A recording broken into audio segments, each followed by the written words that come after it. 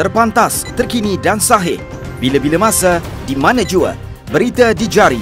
Subscribe YouTube Buletin TV3.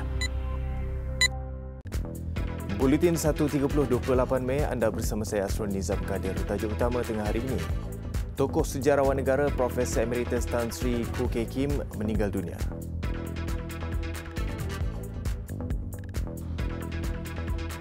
Lori simen terjunam ke dalam gaung pemandu dan kelindan maut.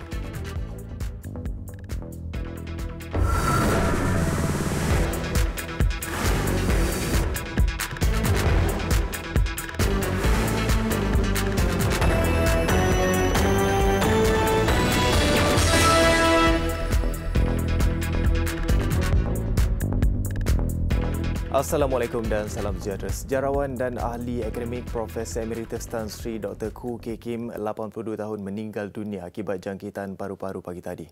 Mendiang menghembuskan nafas terakhir di Pusat Perubatan Universiti Melaya PPUM kira-kira jam 10.13 pagi.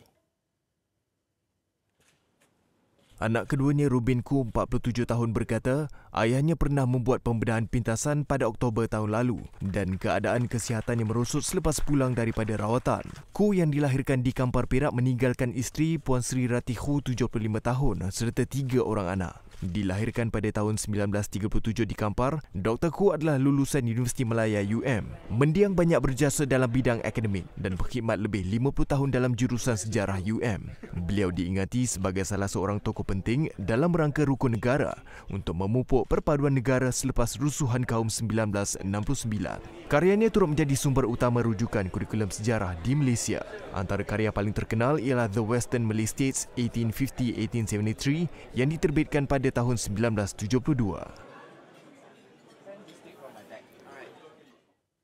Sementara itu, beberapa anggota kabinet dan pemimpin politik turut mengucapkan takziah kepada keluarga mendiang Tan Sri Dr. Khoo Kay Kim.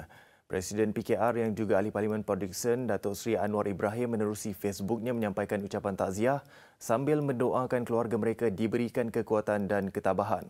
Menurutnya, jasa dan pengorbanan mendiang yang membantu menggubal rukun negara akan terus dikenali rakyat dan negara. Menteri Hal Ehwal Ekonomi, Datuk Seri Muhammad Azmin Ali, menerusi akaun Twitternya pula menzahirkan rasa duka cita di atas pemergian tokoh sejarah tanah air itu.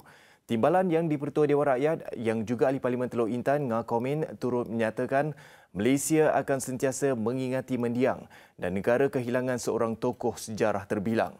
Manakala Menteri Air, Tanah dan Sumber Asli Dr. Xavier Jayakumar menerusi Twitternya menyampaikan ucapan takziah kepada keluarga mendiang.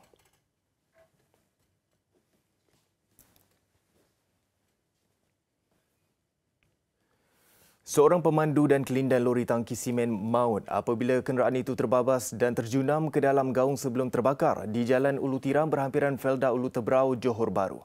Dalam kejadian jam 7.38 pagi tadi, nahas menyebabkan kelindan lori rentung manakala pemandu lori maut akibat tercampak keluar dari kenderaannya. Seorang lagi lelaki yang juga penumpang lori itu terselamat dengan mengalami kecederaan patah bahu kanan. Menurut pihak bomba dan penyelamat Johor, 16 anggota dengan 3 jentera Balai Bomba dan Penyelamat Johor Jaya, Tebrau dan Johor Bahru dihantar ke tempat kejadian sebaik menerima panggilan kecemasan. Sebaik tiba, pihak bomba mendapati kepala lori berkenaan sudah terbakar. Operasi pemadaman api dilakukan sebelum mengeluarkan mangsa yang rentung dari tempat tidur lori tangki itu. Mangsa yang maut dikenal pasti sebagai Zuhairi Zainul, 32 tahun. Pemandu lori yang beralamat di Kampung Tanjung Batu Nasi, Pekan Pahang. Manakala kelindan lori yang rentung Muhammad Hasrul Fikri Razali, 28 tahun. Maklumat penumpang yang cedera masih belum diperolehi dan punca sebenar kejadian masih disiasat.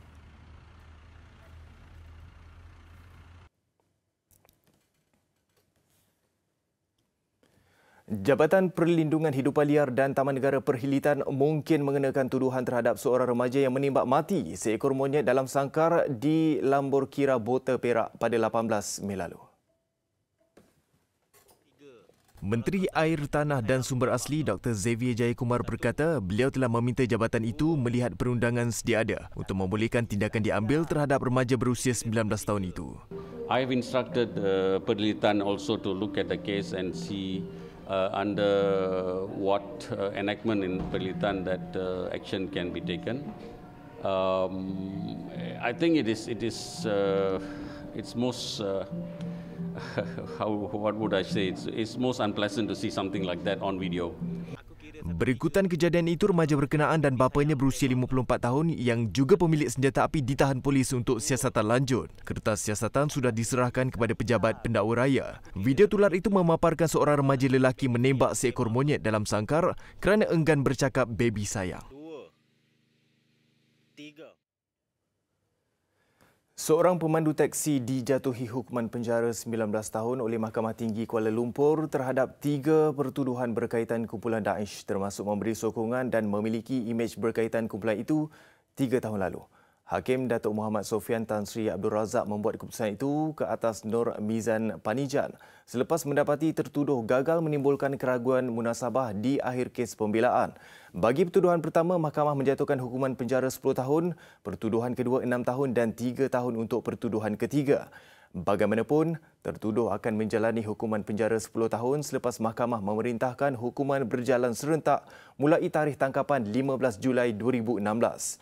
Bagi pertuduhan pertama, Nur Mizan didakwa memberi sokongan kepada pengganas menerusi Facebook. Tertuduh juga didakwa mengendalikan secara tidak langsung harta pengganas. Dia turut didakwa memiliki barang-barang berunsur perbuatan keganasan di dalam telefon bimbitnya.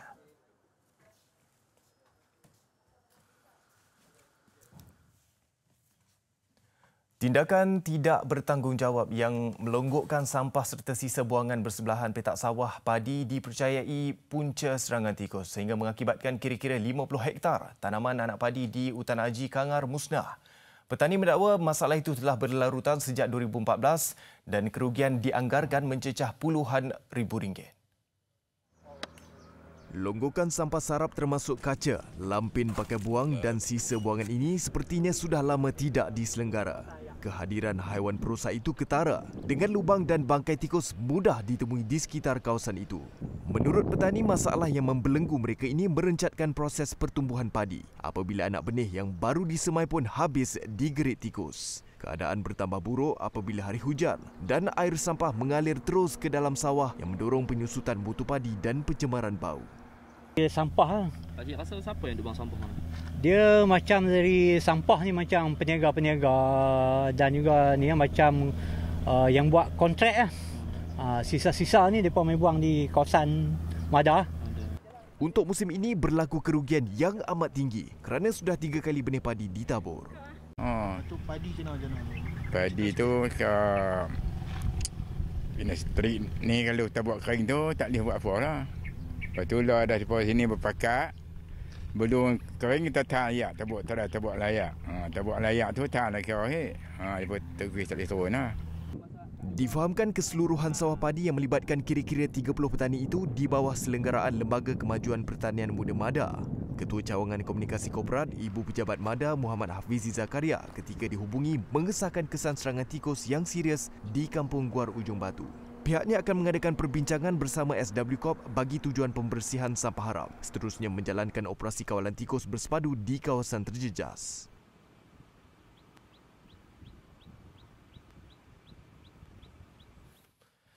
Ketegangan perang perdagangan antara dua ekonomi terbesar dunia, Amerika Syarikat dan China yang kian meningkat memberi peluang kepada negara-negara Asia termasuk Malaysia untuk meningkatkan perdagangan masing-masing. Namun, Presiden Gabungan Dewan Perniagaan dan Perindustrian India Malaysia Maiki Dato' N. Gopalakrishnan berkata potensi perdagangan itu hanya mampu direalisasikan dengan sokongan kerajaan untuk mengatasi masalah kekurangan tenaga pekerja asing di negara ini.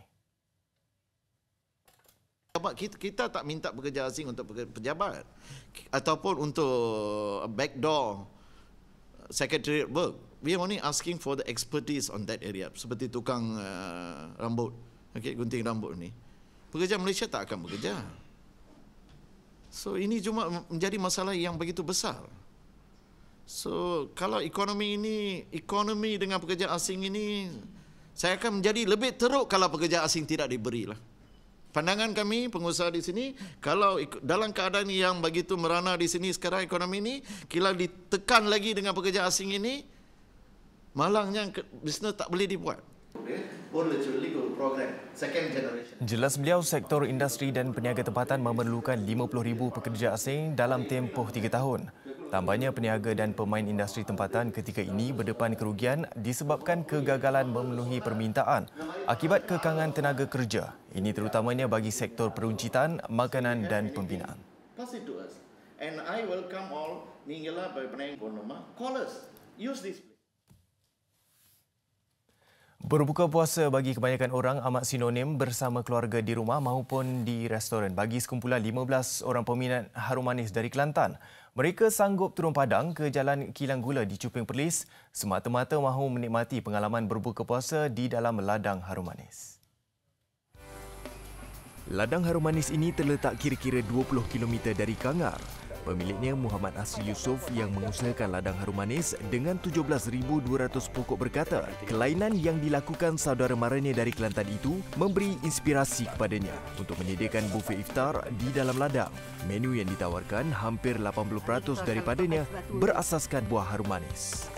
Ya, kelainannya kerana kafe kita ni sebenarnya terletak dalam ladang ladang harum manis, yang mana kita dapati ataupun kita mengharapkanlah tetamu yang datang ke sini akan makan menu kita ni dan menikmati suasana di dalam ladang. Sedikit beruntung kerana salah seorang daripada mereka pernah menjadi tukang masak sewaktu berkhidmat bersama Angkatan Tentera Malaysia ATM. Kata Nur Suraimi Kasa, bukan semua menu boleh diserasikan dengan harum manis. Peminatnya perlu bijak mengimbangi rasa supaya rasa enak buah mempelam itu tidak tenggelam dengan perasa lain. Berbuka dengan jus harum manis, pulut mempelam harum manis, puding sagu perlis serta buah harum manis yang dipetik segar sebagai penutup hidangan benar-benar memotretkan kenangan terindah sepanjang mereka berada di utara tanah air itu.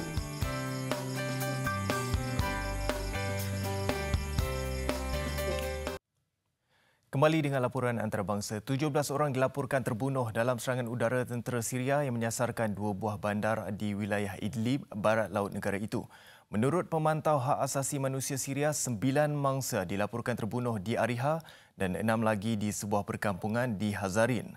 Penyelamat sukarela yang dikenali sebagai White Helmets bagaimanapun mendakwa 11 orang termasuk 6 kanak-kanak dan 4 wanita terkorban dalam serangan di Ariha. Sukarelawan kemudiannya berjaya menyelamatkan 2 orang kanak-kanak selepas usaha mencari lebih 2 jam. Saksi mendakwa 4 roket dilancarkan ke atas beberapa sasaran di bandar itu. Berdelian mengakibatkan beberapa buah bangunan musnah teruk. Serangan dilancarkan oleh tentera bagi merampas kembali kawasan yang dikuasai pemberontak.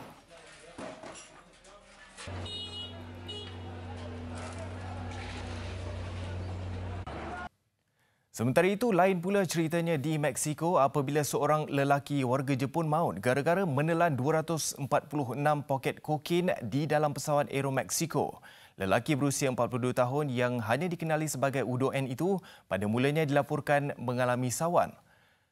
Kejadian memaksa pesawat yang dalam perjalanan dari Bogota, Colombia melakukan pendaratan cemas di sebuah lapangan terbang di Sonora.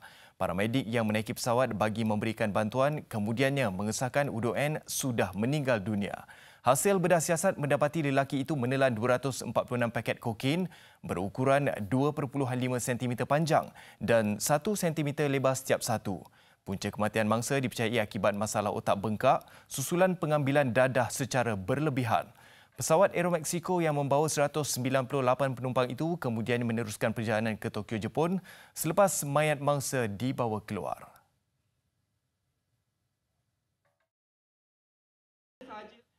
Majlis Sukan Negara MSN bersetuju menerima cadangan Kesatuan Olahraga Malaysia KOM untuk menyenaraikan Dwayne Miller dari Amerika Syarikat sebagai antara calon ketua jurulatih pecut negara. Menurut Ketua Pengarah MSN, Datuk Ahmad Syafawi Ismail, pihaknya akan menguruskan perkara tersebut dengan mengadakan perbincangan bersama Miller. Kita juga bersetuju secara dasarnya untuk menggantikan calon jurulatih sprint dengan cadangan yang telah dikemukakan oleh KOM dan pihak MSN telah diamanahkan oleh KOM tadi untuk berhubung dengan jurulatih tersebut dan InsyaAllah kalau sekiranya perkara itu berlaku, kita akan buat pengumuman rasmi nanti. Kehadiran Dwayne Miller di dalam skuad pecut negara sebagai ketua jurulatih nanti diharap dapat membantu beberapa jurulatih pecut lain menyediakan perancangan latihan terperinci untuk atlet pecut. Perkara itu dibincangkan KOM bersama Datuk Ahmad Syafawi pada mesyuarat Jawatan Kuasa Kerja kedua untuk Sukan Olahraga. Turut dimaklumkan pada mesyuarat berkenaan pelantikan bekas atlet olahraga kebangsaan Datuk Paduka Mumtaz Jaafar sebagai penilaras program jurulatih di bawah KOM. Dalam pada itu, Presiden KOM Datuk Karim Ibrahim berharap kehadiran jurulatih dari luar negara dapat memberikan manfaat kepada semua pihak termasuklah atlet itu sendiri. Malah beliau mahu jurulatih juga memberikan kerjasama menjambah idea bersama ketujuh jurulatih pecut yang akan dilantik bagi menggilap lagi bakat atlet pecut negara. Cuma nak kita jurulatih kena bersatu lah. Kalau kita nak berjaya sama-sama, kita nak we want to excel internationally, jurulatih kena kerjasama. Saya tidak ada masalah.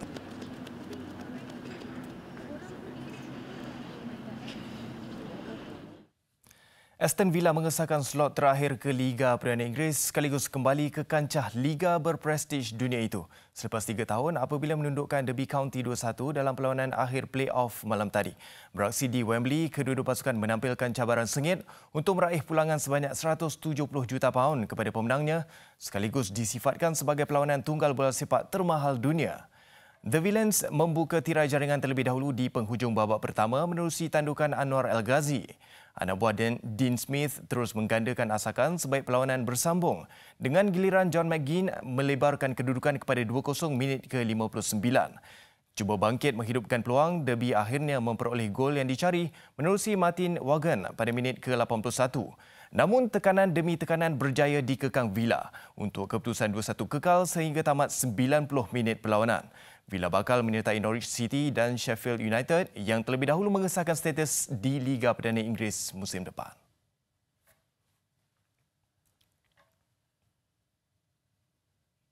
Itu sekian Buletin 1.30 Kejohanan Trampolin Gaya Bebas 2019 yang disertai atlet terbaik dari seluruh dunia di Belanda mengakhiri paparan tengah hari ini. Namun sebelum itu, saksikan dahulu segmen BU Extra ini. Saya Asrul Nizam Kadir. Salam hormat dan Assalamualaikum.